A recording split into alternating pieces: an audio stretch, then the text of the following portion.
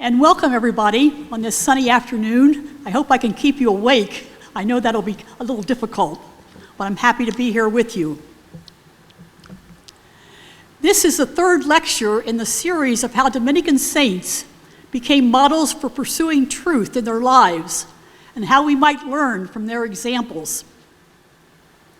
Last fall, you also had a series of reflections by members of the ODU faculty on the theme of truth. Today, I would like to invite us to look at Catherine of Siena, who had a great compassion for the truth and allowed her life, actions, and words to challenge us and the way that we live our life. I think that we will see that she was truly a prophetess of truth who has much to say to us in the 21st century. Catherine of Siena lived over 600 years ago. We may well ask, what is the point of returning to the 14th century to get help for ourselves today? And what could a young Italian laywoman who lived so long ago possibly teach us in the 21st century? It is frequently remarked that there are many similarities between our times and the times in which Catherine lived.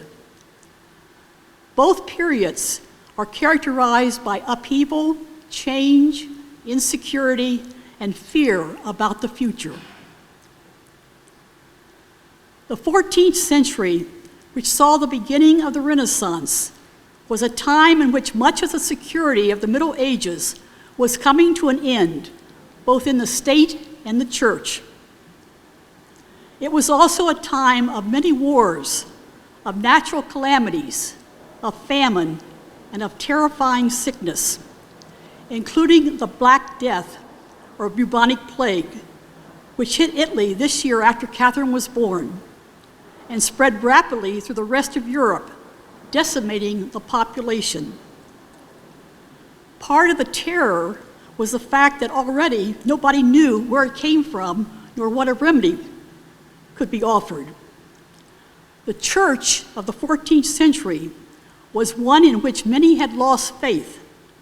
There was much corruption, decadence, bribery, and infidelity, particularly among the clergy. Before Catherine died in 1380, the schism had broken out, leaving Christendom split in two. Although we may see ourselves as more enlightened than our 14th century counterparts, many of their concerns and anxieties are ours. Today, we are experiencing disruption to a degree unknown in the past. Wars and hostilities between nations and ethnic groups are on the increase. Poverty, hunger, oppression, and homelessness raise their heads in countless forms among the poor and marginalized of our world.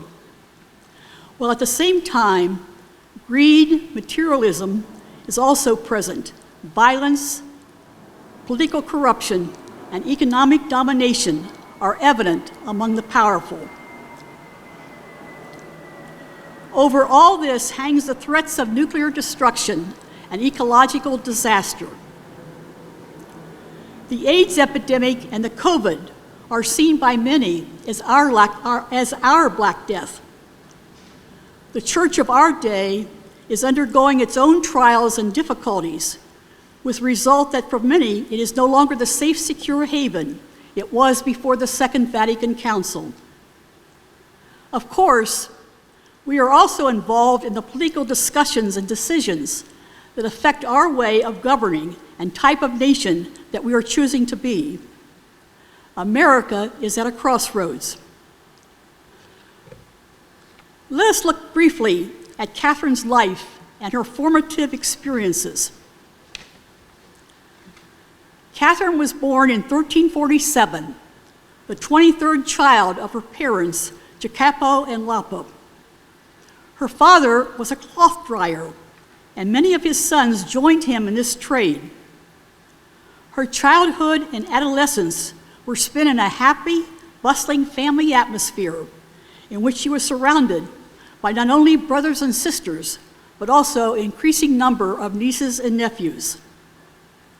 From many sources, we learn that she was a warm and affectionate person.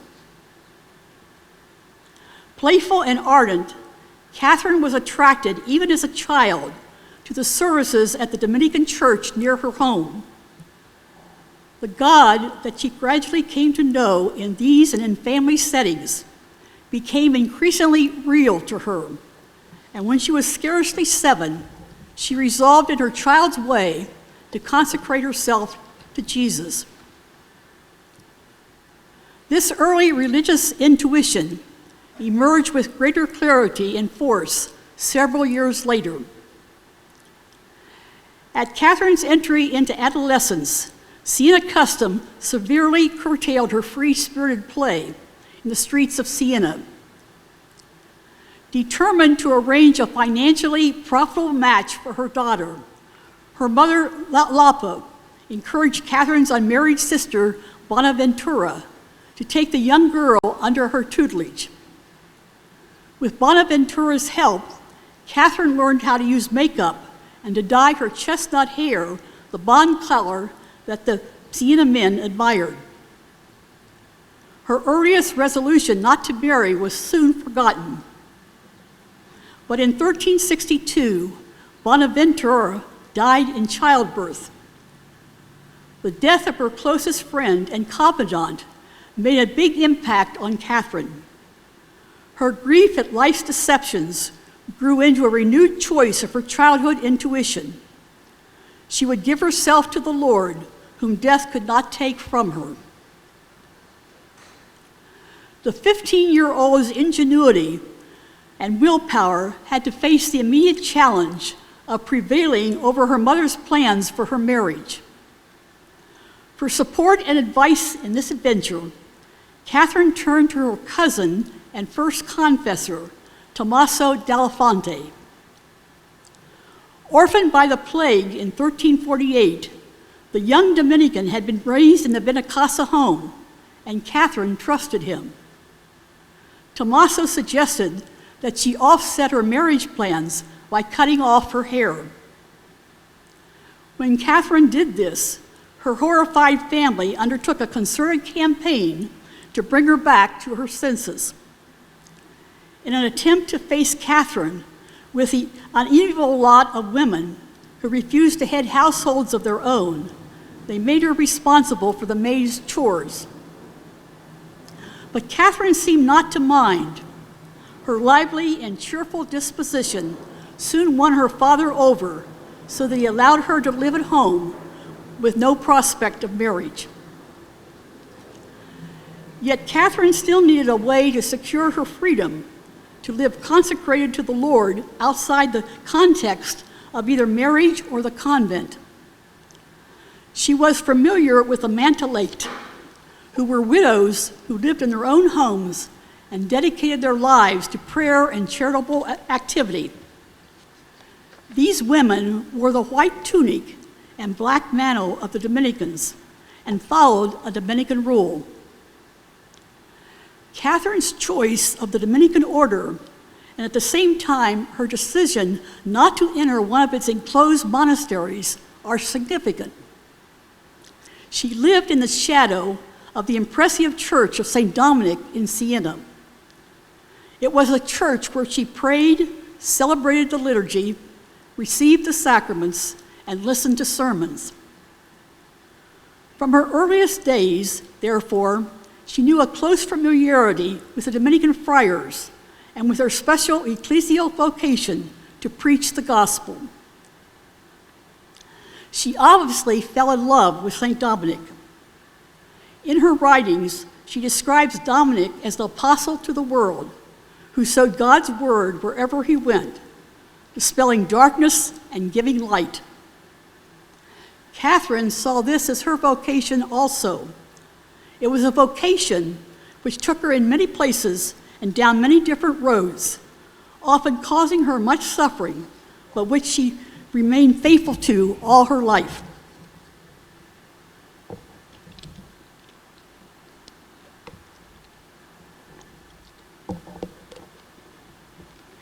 Catherine resolved to join these Dominican women, but because of her youth, neither her mother nor the Mantelate themselves would hear of it. Catherine's strong will won over their objections, however, and by the age of 18, she was clothed in the Dominican habit. Catherine now began to live as a recluse, devoting her day to prayer and leaving the house only for daily mass at St. Dominic's. This early period of withdrawal left varying impacts on Catherine, although she learned to read at this time of solitude. The excessive practices that she practiced permanently damaged her ability to eat or digest food. Most significantly, however, the silence brought her face to face with the self that she did not know, the part of her which desired ease and comfort rather than penance and dedication to God. She experienced much temptation, and Catherine begged for a pure heart, and the Lord answered her prayer by binding her to himself in the union of faith. Let us now look at some of the key beliefs that guided Catherine's actions. During the 3 years of solitude, Catherine developed a very close relationship with Jesus Christ, to whom she used to speak as one friend to another. So great was her intimacy with God that she was reluctant to leave her solitary life of prayer, and at the end of 3 years, even though she understood that God was asking her to do this, she was afraid that if she mixed again among people, she might lose some of her contemplative spirit. In prayer, she told God of her fears and received the magnificent and reassuring answer, and I quote, "I have no intention whatever of parting you from myself, but rather of making sure to bind you to me all the closer by the bond of love for your neighbor. Remember that I have laid down 2 commandments of love of me and love of your neighbor. It is the justice of these 2 commandments that I want you to now fulfill. On 2 feet you must walk my way." From that time on, Catherine walked firmly on the 2 feet of love of God and love of neighbor, of prayer and action. Having learned the need for 2 feet in her own life's journey, she is very eager, as is clear from her writings, to share this insight with others.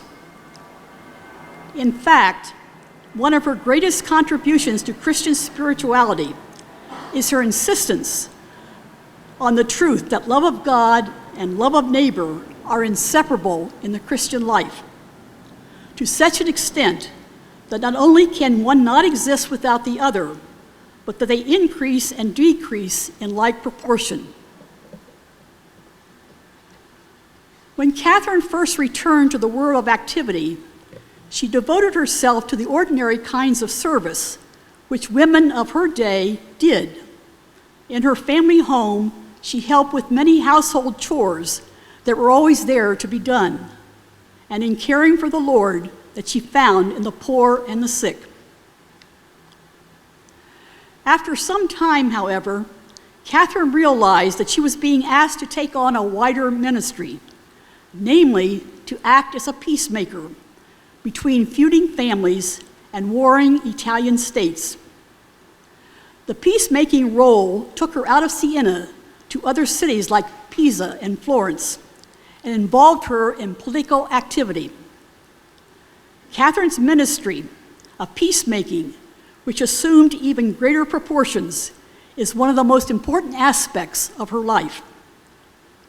Through it, she was aware that she was following the example of the greatest peacemaker, Jesus Christ, who, as the bridge between God and humanity, restores the peace that had been lost through sin. In 1376, at the request of the rulers of Florence, Catherine went to Avignon, where the Pope Gregory XI was residing, to make peace between the Florentines and the papacy. While she was there, Catherine took the opportunity to urge the Pope to return to Rome, his episcopal see. Later in that same year, Gregory XI brought the papacy back to Rome, but he died soon afterward. His successor was Urban VI, who initiated many types of church reform. However, he so displeased his cardinals that many of them turned against him.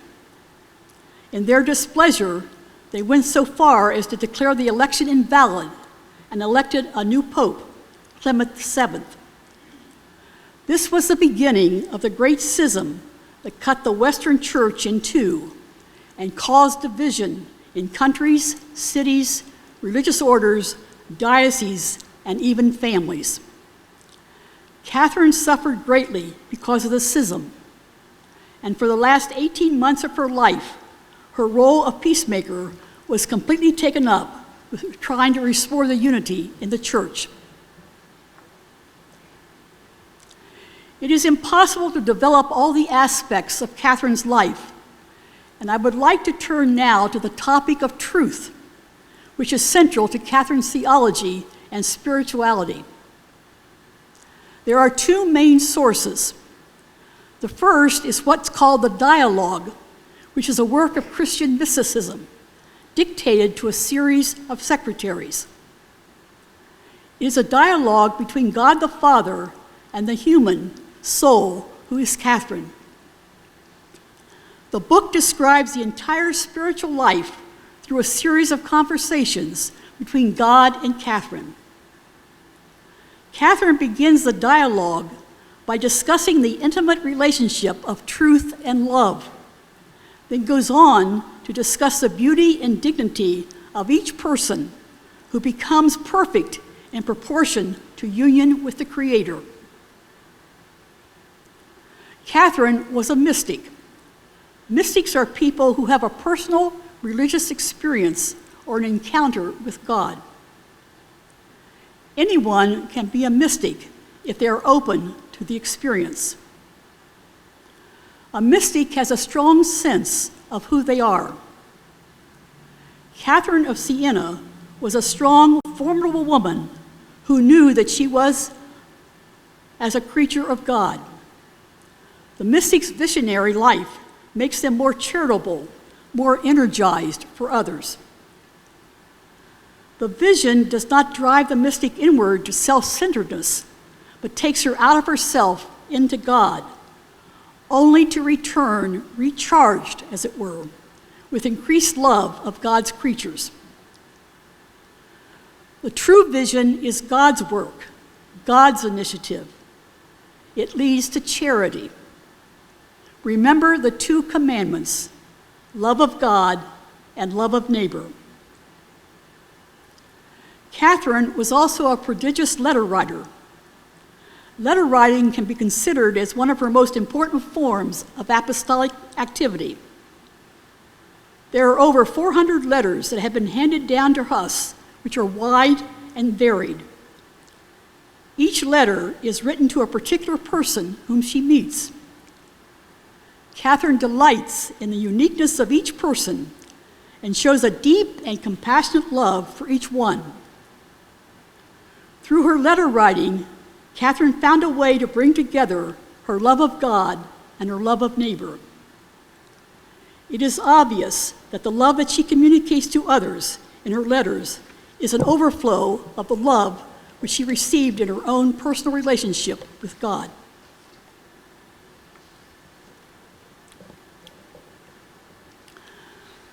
We have been looking at Catherine's life, and it's easy to see that she had a great compassion for the truth, and it has allowed her life, actions, and words to challenge us in the way that we live our life. I would now like to look at some specific actions and words that support the title, Prophetess of Truth. In Catherine's spirituality, the interplay between themes like truth and obedience, or knowledge and love, are constant. For example, love led her to the truth that God is in everyone, and this caused her to love everyone. Catherine took the Dominican motto Veritas, or truth, as her own. She considered truth, which she also called humility, to be the root of the spiritual life. Facing and accepting the truth about ourselves and realizing our status in God's eyes is what she called humility. As Catherine saw herself within God, she realized that the inner cell is a knowledge of God's intimate activity in our deepest center. Catherine believed in the need to go apart for a while to meet God in the depths of that cell. We noted earlier that Catherine spent nearly 3 years in solitude in her bedroom cell before she began serving the people of Siena. The experience of the divine presence within her drew Catherine outward to others in compassion. From that time on, Catherine walked firmly on the 2 feet of love of God and love of neighbor, of prayer and action. One of her greatest contributions to Christian spirituality is her insistence on the truth that love of God and love of neighbor are inseparable in the Christian life. Catherine encountered the living God who is truth and can help us to love and live in the truth.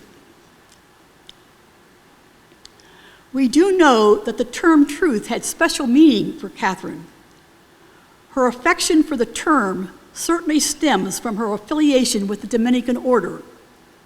We know that the motto for the Dominican order is to contemplate and to give to others the fruits of that contemplation. At the source of her passion for truth was the God she delighted in addressing as eternal truth, or first gentle truth. Surely Catherine can teach us something about how to touch the truth of our own lives, how to face up to and confront the illusions and defenses that prevent us from seeing the truth about ourselves and our families, our world, and God. In the Greek world in which Christianity moved in its early years, philosophers used the imagery of light to speak about truth. The sense organ linked to truth was the eye. To live in the truth meant that one was able to see. Christianity appropriated and transformed this imagery, employing it to speak about the truth of God and the truth in human persons.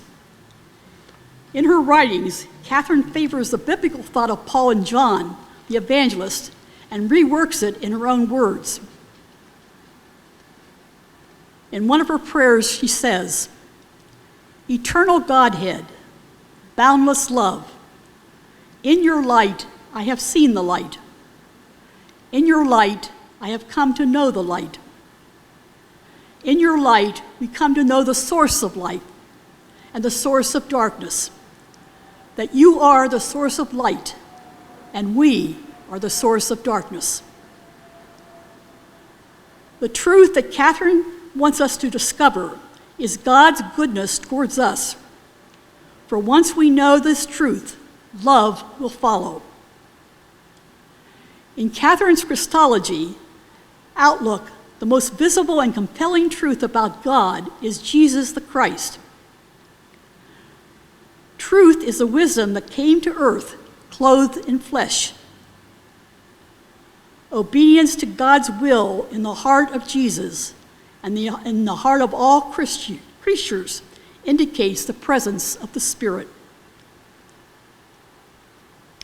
For Catherine, it is important to become aware of and acknowledge the truth that God has made each one of us in God's image.